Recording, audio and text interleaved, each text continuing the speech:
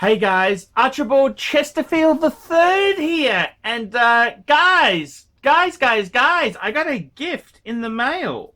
It is a SEIKO quartz chronograph, and I gotta tell you something. It's a what is it? It's an 8T67, 8T67. And the reason I know that is right down in the corner here, SEIKO actually puts their model number. It says 8T67. This was sent to me by a fan of the channel. And, you know, I got to be completely honest with you. It arrived. It's everything I don't like in a watch. It's SEIKO. I mean, I want exclusive. It's quartz. But then I started to look at it and I thought, you know what? This is actually a relatively, it's not a free watch. This watch here is actually, what does it cost? It's having a look. What did I saw one on eBay for $360.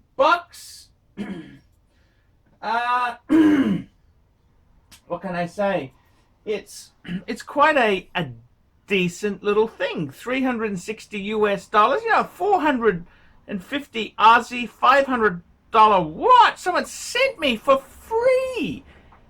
And I gotta be honest with you, I'm going to actually trial it. Yes.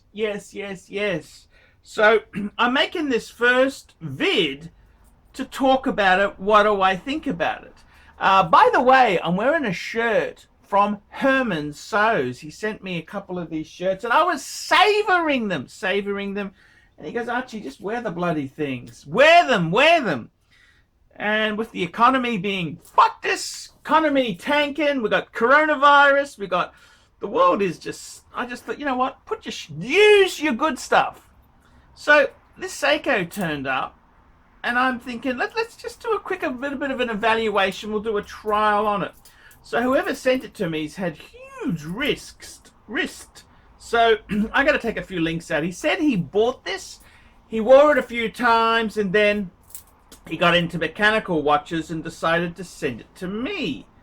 And having a look at it, it's still crispy and minty. It's got a few little scratches on it. Yeah, I get it. But it is fairly crispy and minty.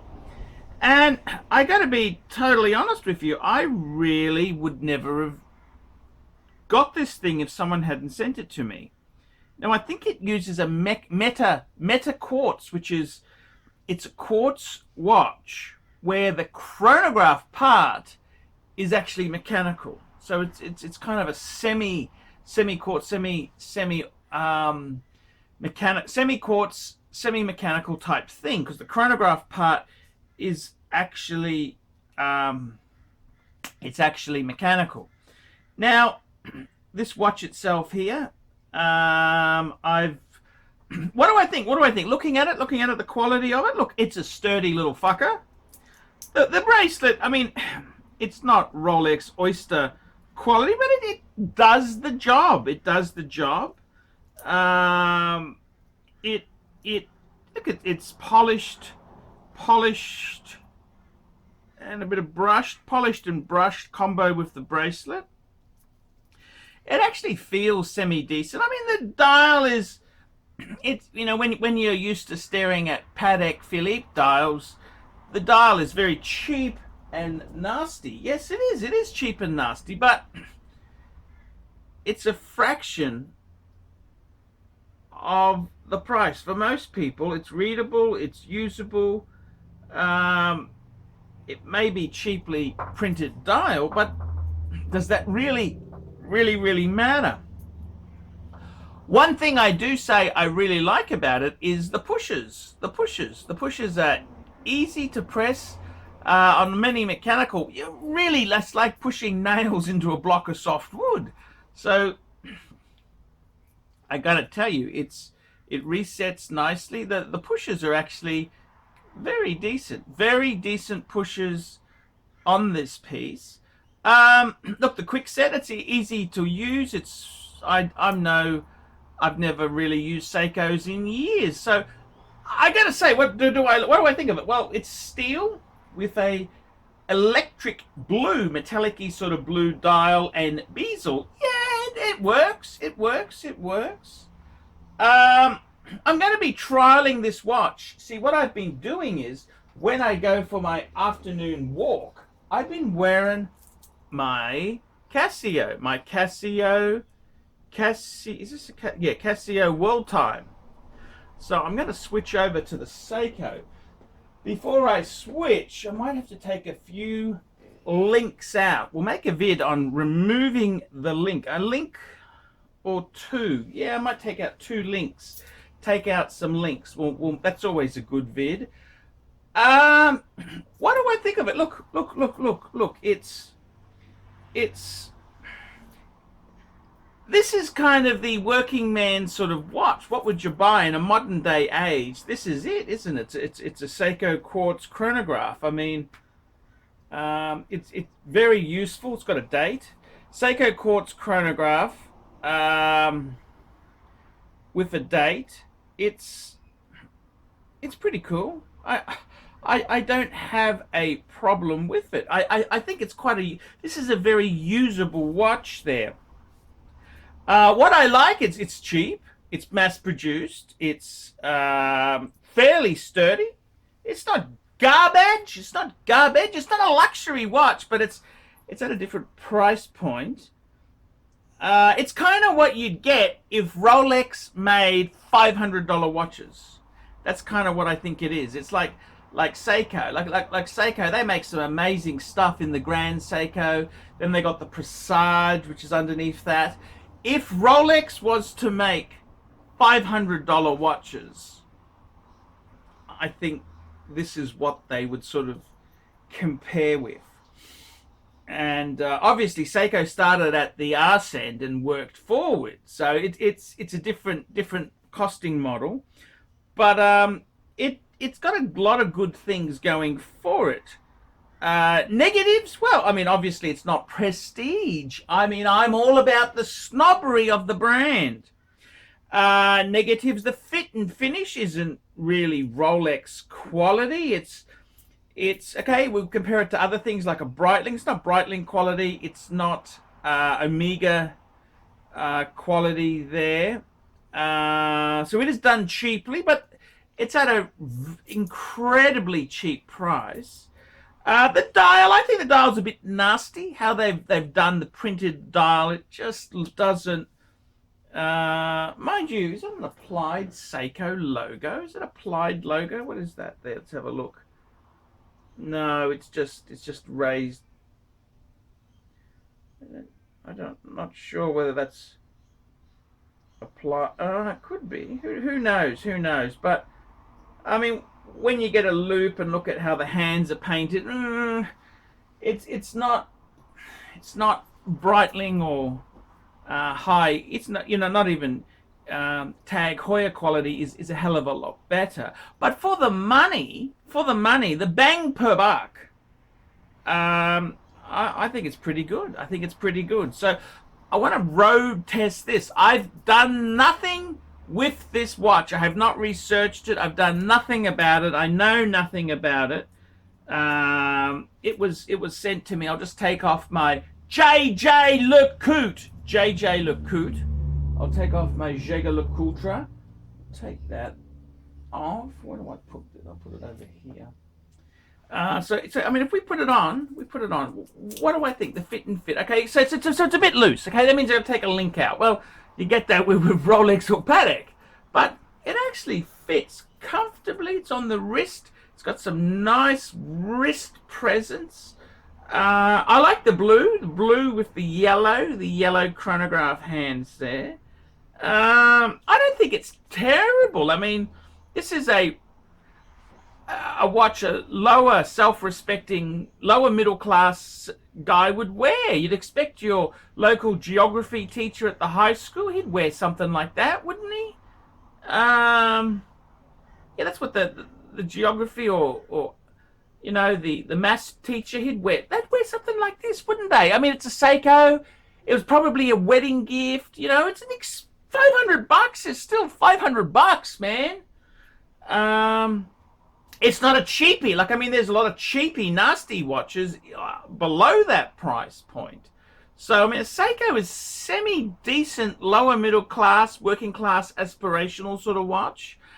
I kind of like it. I must say, I kind of like it. I like it. I like it. I want to hate it. I want to hate it, but for $500, I can see a lot of plus side to this watch.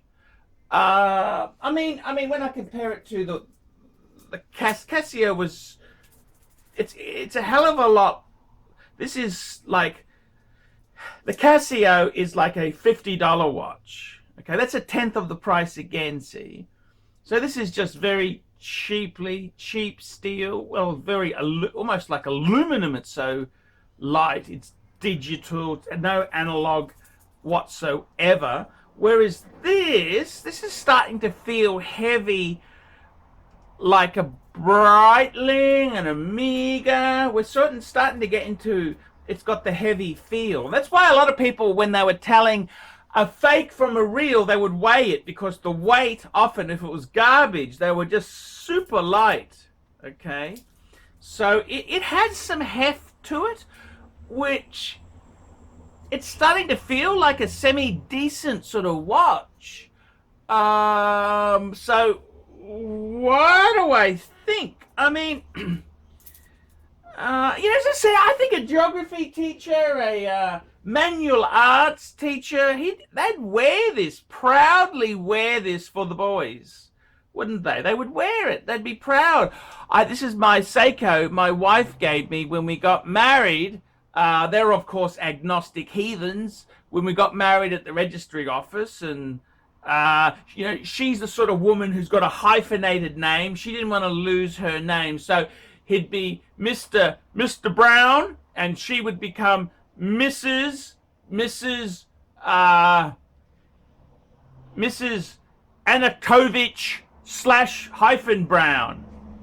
Anatovich - Brown, because she doesn't want to lose her name. They vote for left-wing politics, and they met they're just real cool fuckers. They met at a Powderfinger concert. Yeah, man, we're so cool. We're so cool. And mind you, Archie's wearing a fucking paddock and pussy, man. But he thinks he's cool. He bought a second-hand Camry from the government sale. He's just so cool, man. He's so cool, so happening. He's got an air of confidence, which I don't want to deflate the bastard. He's just, he's cool. He's happening. He drinks, Bordeaux and Shiraz. He knows a Shiraz, Cab Sav. Even though he went to a state school, he talks a bit, a little bit of the posh talk, and he's got friends named Dennis and Malcolm. He's just kind of, he's a happening sort of dude, man. He's a dude, and he has sexual intercourse. He's a dude. He's just happening, and he wears his SEIKO, man, a man's man, SEIKO.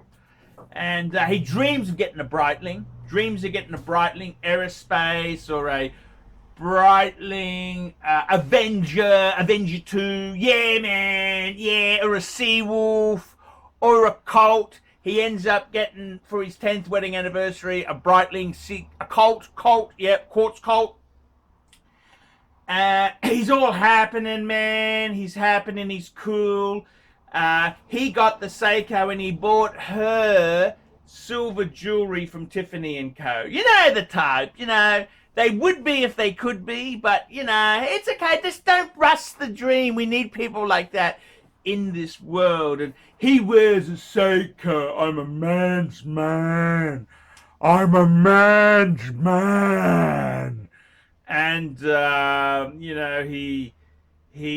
does a bit of manscaping. He'd do a bit of manscaping. He's okay with a blade. The type. And he's so cool. cool. He doesn't even understand Paddock. Doesn't understand horological pursuits. He doesn't understand that. But in his world, he thinks he's king shit. And, it's kind of cool. Yeah, that's the way it is, guys. So, guys, like, subscribe. I'm going to do a bit more road testing on this and we'll report back. I'm Paul Pluta. Tell me what you think. Like, subscribe. Tell your fuckhead friends. And don't be afraid to put some negative comments down below. David SW. Who does ArchieLuxury recommend is the greatest grey market dealer in America? There's only one choice, David SW. That's right, guys. I've got to tell you the honest truth. I have, for a long time, been looking for the perfect answer. Who do I recommend people go to see? Who do I recommend that people can go and buy watches? And I've got to be honest with you. The greatest pre-owned dealer for Rolex, Patek Philippe, Audemars Piguet is David SW. DavidSW.com. That's right, guys. I have been looking for a contact who I can very nicely refer people to. I am not in the selling business. Customer service, I'm too old to sell watches. I'm too old. I like to recommend my viewers to a reliable source. In Australia, I've got some great sources. There's Sydney Watch Exchange with Cove, Ronnie at Vintage Watch Co, Shani at European Watch Gallery. And in America, who is the best source for pre-owned Rolex? For all the hot models? There's only one person I would recommend, David SW. David SW. That is the premier source for pre-owned Rolex. I gotta be completely frank and honest with you. Guys, if you are looking for a hot Rolex model, there is only one place you can go to. David SW. Let's be honest, guys. There's no point schmoozing